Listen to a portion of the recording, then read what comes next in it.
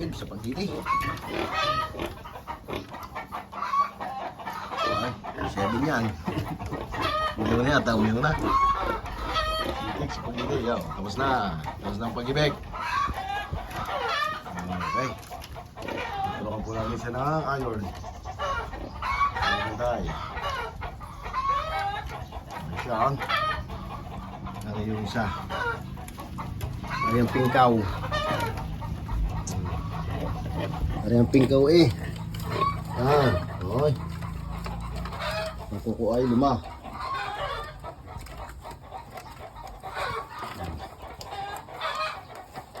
Okay, so right. Mga